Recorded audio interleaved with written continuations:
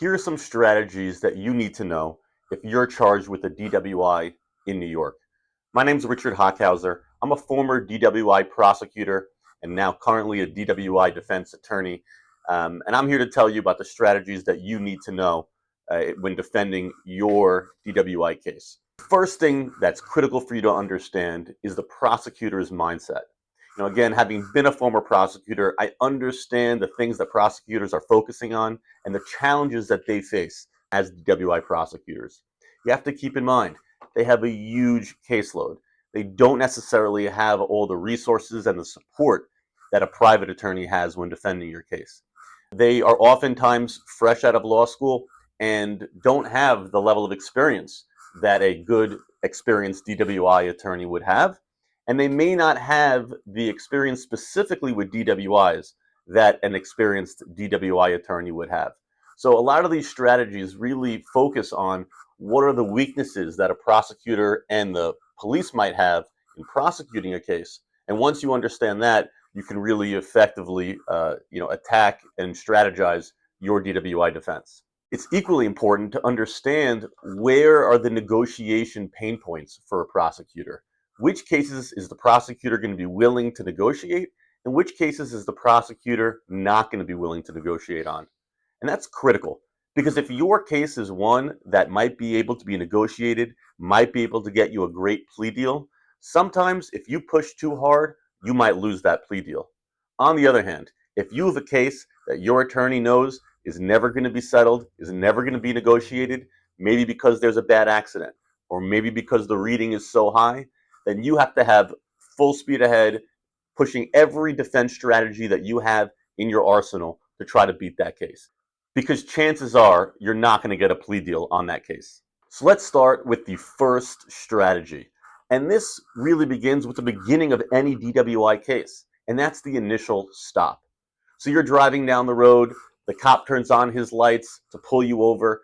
What happens then is the first opportunity for your attorney to challenge what's called the legality of the stop. And you might have heard the phrase, the fruit of the poisonous tree. And what that means is that if your attorney is able to establish that the stop was illegal, that the cop did not have a valid reason to pull you over, then everything else that happens in that case, the cop's observations of the driver being intoxicated, even the breath test, can be suppressed by the court, again, as fruit of the poisonous tree. So this traffic stop is critical. I mean, I've had dozens and dozens of cases that I've gotten dismissed because we were able to prove to the court that the stop wasn't valid. Here's one example. I had a client who was allegedly pulled over for speeding. She was a law student, and we were trying to negotiate a deal, but the DA was going hard on her because she had a pretty high breath reading. The officer alleged that the client was going 60 miles an hour. At our suppression hearing, I was able to establish that the officer's speed that he alleged to try to catch up to my client didn't make any sense. It was not logical, and it conflicted with the rest of the testimony as far as how fast he said he was going and how fast he alleged my client was going. The judge sided with me, and because everything else after that stop got thrown out, we were able to get the case totally dismissed. Another example that I've had personal experience with, both as a prosecutor and as a defense attorney, is if the reason for the stop was a checkpoint. Now, especially in New York, especially on Long Island, and in places like Long Beach and Rockville Center, where there's a lot of bar presence, on major holidays, Labor Day, Memorial Day, July 4th, Nassau County and New York State troopers will often set up checkpoints at specific locations. And that's exactly what it sounds like. They will stop every car, every other car, even if the car didn't do anything wrong. They'll ask the drivers to roll down their windows and try to determine if they are driving while intoxicated. Now, we're going to do a separate video that discusses checkpoints in more depth, but the key thing to realize is that the checkpoint, again, is another example of that initial stop being a great opportunity for your lawyer to challenge the legality of the stop.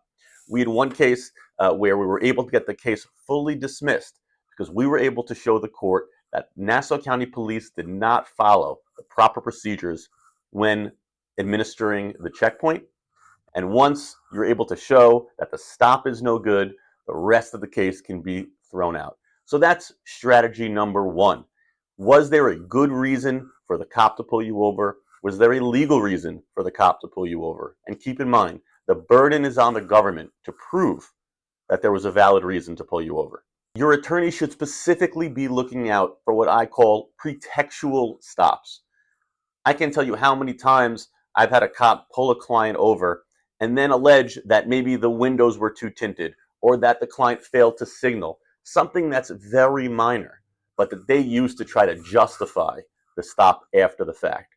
So you got to specifically look at the body cam, police records, notes. Make sure that the entire stop lines up completely, because that will be the first thing for you to challenge. The next critical part of a DWI case after the stop is when the officer will ask the driver to step out of the vehicle and perform standardized field sobriety tests. Now, this is the second major category and the second major strategy that a good DWI defense attorney needs to have a great grasp on. When I was a prosecutor, we actually attended the SFST, the Standardized Field Sobriety trainings at the Nassau County Police Department. So we got to see hands-on the actual training that the police get. Now that's critical. All police are trained on what's called the NHTSA manual, the National Highway Traffic and Safety Administration manual. These standardized field sobriety tests are done the same across the country. They have to be done that way because, again, they're standardized. And if your attorney is able to poke holes in the way that the officers did these tests, if your attorney knows what to look for in order to poke those holes, this can be a huge advantage and strategy as part of your defense of your DWI case. Now, as a brief overview of these standardized field sobriety tests, and again, I'll do a different video that focuses in a lot more detail. We'll actually be able to show you some of these tests, but as a brief overview, there are three main standardized field sobriety tests. And again, each one is critical. The first is called the HGN, Horizontal Gaze Nystagmus Test. Now, this is a test of the eyes. The officer will move a pen back and forth.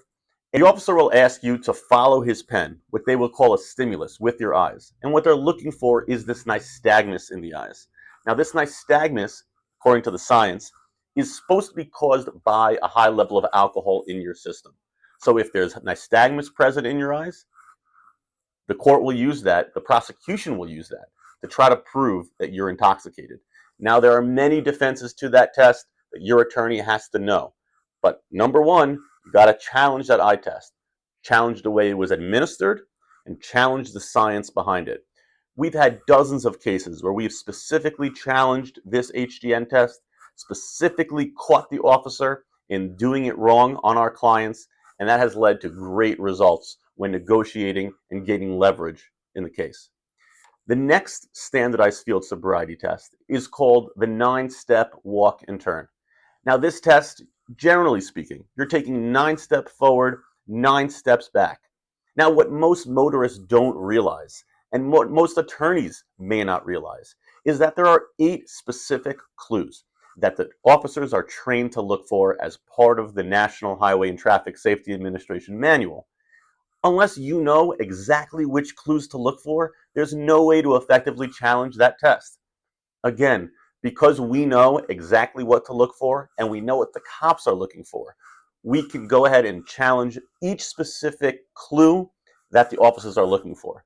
For example, one clue that a motorist would have no idea is at the turn. When you finish your first 9 steps and you're turning back around to take your 9 steps back, the method in which you turned around is actually one of the 8 clues. And the prosecutor is going to try to use that to prove that you're intoxicated. Now, there's many defenses to this test. There's many things that you can try to argue that were done right in this test. So focusing on what was done right in this test, as opposed to just what was done wrong, that a motorist might not even know to look for, is a second key point in defending your DWI case. The third standardized field sobriety test is called the one-leg stand. And in this test, generally speaking, you'll be standing on one leg. The officer will ask you to count in your head till 30 seconds. And the officer wants to see how well you can stand on one leg. Again, One key defense that a good attorney has to look for is, does the motorist have any physical defects? I mean, there are many people who would have trouble standing on one leg even when sober. So a good attorney has to know how to challenge this test so that a jury's not going to think that just because someone was unable to stand on one leg, that that means they're intoxicated. So these three tests are the standardized field sobriety tests, and then are the second main point of strategy to attack your DWI case. Now, what are the types of evidence that a good DWI attorney will look for in order to challenge this stage, these standardized field sobriety tests? I would say the most important piece of evidence is the body cam. Now, most police agencies, Nassau County Police Department, the New York State Troopers, are all required to wear body cams. Now, some of the villages like Limbrook still do not wear body cams, so you may be at a slight disadvantage, although sometimes it's an advantage as well. But for the most part, there are body camera footage of nearly all of the roadside tests that are administered. Now, the key is, when you're evaluating this video, this body cam video, again, the attorney has to know what to look for to determine, were these tests administered appropriately. The second important piece of evidence that your attorney has to look for is the officer's notes. Officers have what's called standardized field notes, or SFST field notes, and these include the three different types of standardized field sobriety tests and also some other tests that the officers will oftentimes administer. Now, it's important for your attorney to compare. We've had dozens of cases where the investigative field notes that the officer took at that time conflicted with the video or conflicted with his case narrative. And when you're able to find inconsistencies in the government's case or in the law enforcement's notes, this is a key part of gaining leverage in your case to try to get your case dismissed. So we've discussed the first important strategy of challenging the stop. We've discussed the second important strategy of challenging the standardized field sobriety tests that are done on the roadside. The third important part of any DWI defense strategy is if there was a breath test taken in this case, to challenge the breath test. So let's discuss generally some of the challenges that your attorney can possibly make for a breath test. And again, we'll do a more detailed video that really gets in depth for the breath test in particular. But the first thing that your attorney has to be asking you is, were there any medical conditions that would prevent you from getting a valid reading on that test? Something like acid reflux, something like GERD, even diabetes. There are several health conditions which could have serious impact on a chemical breath test. And unless someone knows what they're looking for, they might miss that. Another part where that's critical is, again, to that body cam. So when I'm reviewing a DWI case and the motorist is waiting to submit to a breath test, there's something critical called the 20-minute observation period. And that's where the officer must be observing the motorist for 20 minutes before they take the breath test. Now, the reason that they have to wait this 20 minutes is because if someone regurgitates, if someone spits up, if someone eats anything or drinks anything in the 20-minute period before taking the breath test, then that could improperly influence the test. By way of a brief example, if I regurgitate and now there's alcohol that was in my stomach is now in my mouth, then when I take that breath test, the breath test is going to be reading the alcohol that's physically in my mouth, as opposed to the alcohol that's actually in my bloodstream. And that would be a highly over-exaggerated reading compared to what my actual blood level is. So again, the third strategy is challenging this breath test, both as first from a medical perspective, as well as the observations and actions of the motorist before taking the test. The other important part of challenging any chemical test is based off the instrument itself and the science behind it. So first, let's talk about the instrument. Each of these instruments, either the intoxilyzer or the data master, are required to be calibrated. They're required to be maintained by the New York State Police. Now, your defense attorney will have access to these calibration records. But again, Your attorney has to know what to look for in these records. Look to see, are there any discrepancies? Was this device ever required to be fixed? Were all the calibrations timely? Was the machine actually working right on the day that you took the test? And that is a critical question when there's a breath sample. If there's blood taken, blood will often go through a laboratory. Your attorney will get documents upon documents that deal with the chain of custody and the lab tests to make sure that everything was done correctly. Your attorney has to know how to look through those documents and make sure that whatever chemical reading was done correctly. Then there's challenges to the actual machine itself. These machines are good, but they're not perfect. And a good DWI attorney will know how to challenge these tests. One common defense that we've used successfully is what I like to call the simulator solution defense. And what this is the way these machines work is they use what's called a reference standard. So for example, the machine gets told that this sample is a 0.10, let's say. And only because it's using that as its reference does it then try to determine what your reading is. Now, if that reference is wrong, or if the machine is reading that reference wrong, then your reading will be wrong as well. So it's not just critical to know about the calibration of the machine, but you got to know the calibration and the records of the simulator solution as well. And a good DWI attorney knows how to get those, how to look at them, and make sure that the simulator solution is accurate as well. So we've discussed the first strategy, attacking the stop, why you were pulled over. The second strategy, attacking the standardized field sobriety test.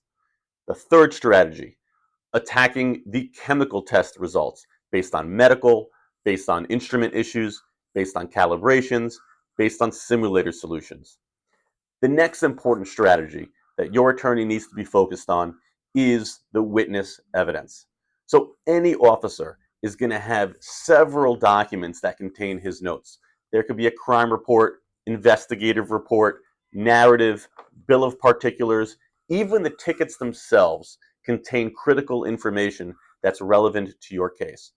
Your attorney has to review each of those documents with a fine-tooth comb to see, are there any discrepancies?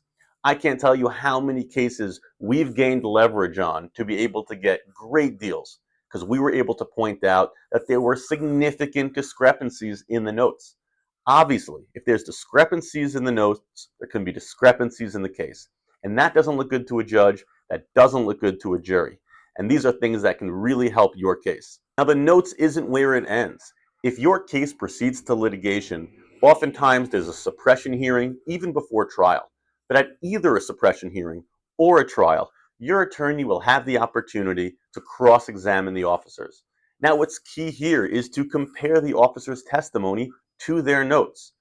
And like I said, you got to know what to look for. You have to know what these notes mean, what these officers usually write in these notes, what might be missing in these notes.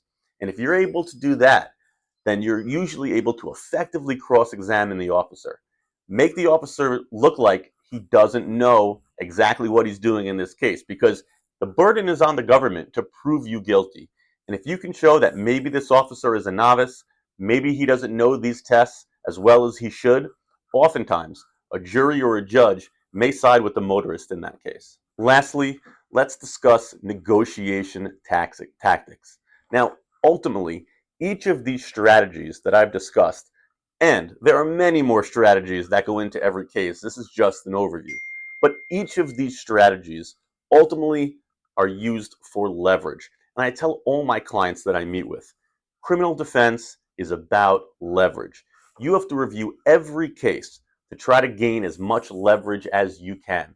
The DA is using their evidence to get as much leverage as they can. And the key is to go to the DA with as much leverage as you can gather from the evidence.